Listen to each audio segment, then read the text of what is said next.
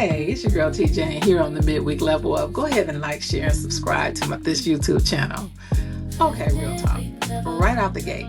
You remember that scene, Regina George? The scene from the movie Mean Girls, when Regina George looks dead in Gretchen's face and says, "Stop trying to make fetch happen. It's not going to happen." And Gretchen's whole face just crumbles.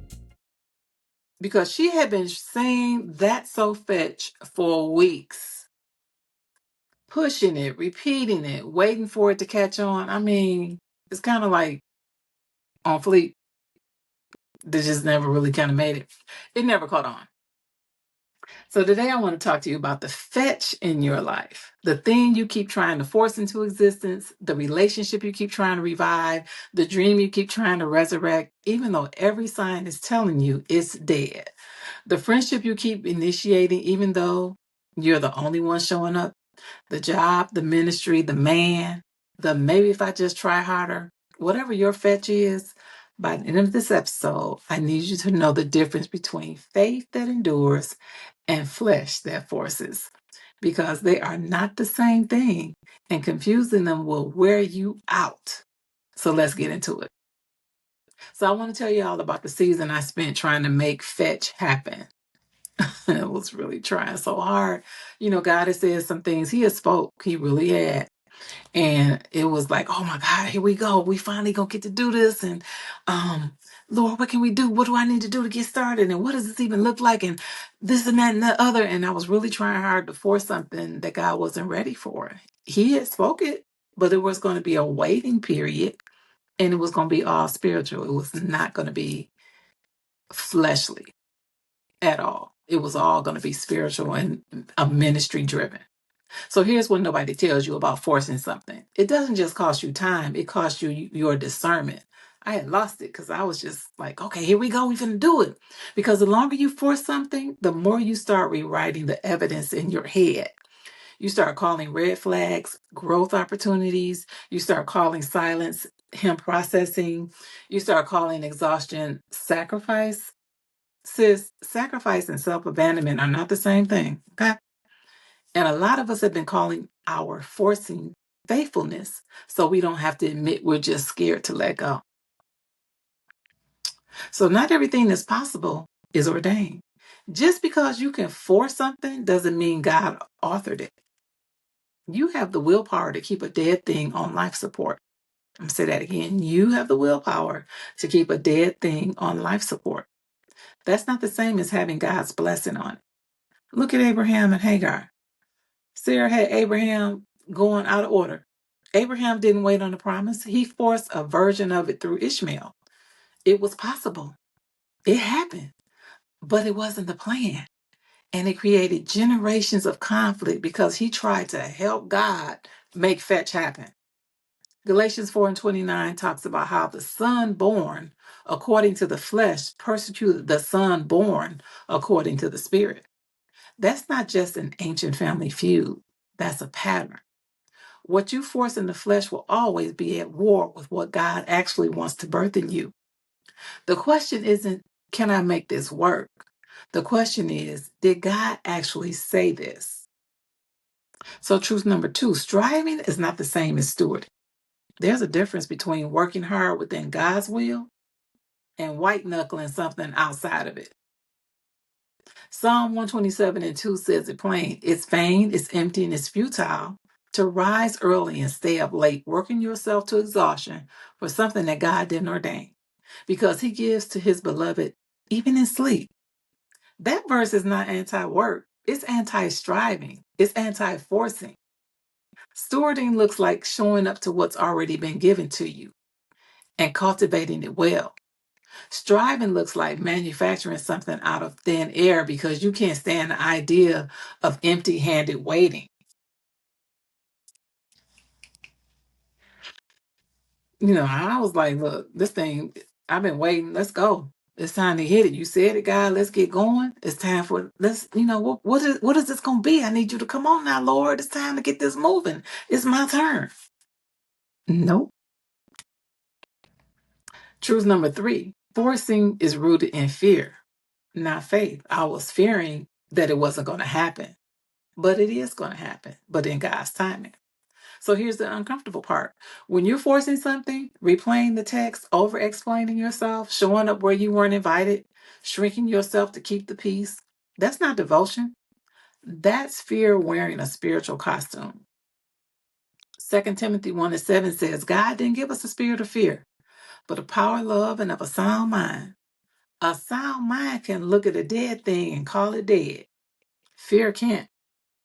Fear needs the illusion to survive. I'm going to say that again. A sound mind can look at a dead thing and call it dead. Fear cannot. Fear needs the illusion to survive.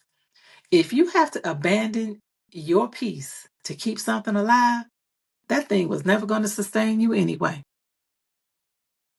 Truth number 4, letting go is not giving up. It's making room. This is the one you need to hear the most. Letting go of your fetch doesn't mean you failed. It means you finally have your hands open for what was actually meant for you. Ecclesiastes 3:6 says there's a time to keep and a time to throw away, a time to hold on and a time to let go. Both are holy. Both take courage, but only one of them is currently costing you your joy. You're not weak for releasing what refused to reciprocate. You're wise.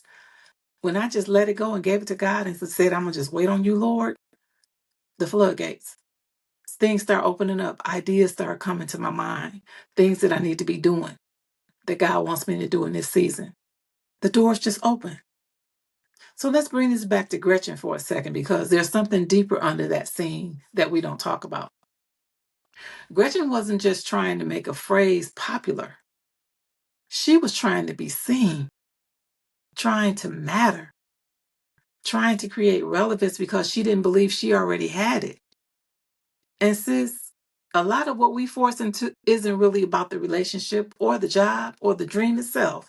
It's about what we think that thing will finally prove about us.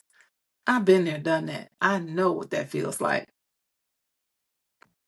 What will finally prove about us that we're worthy, that we're chosen, that we're not too much or not enough.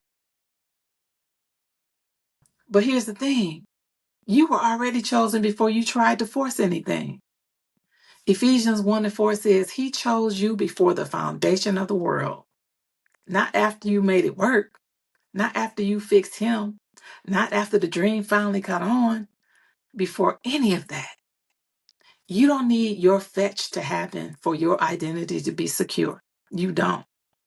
Your identity was never waiting on it.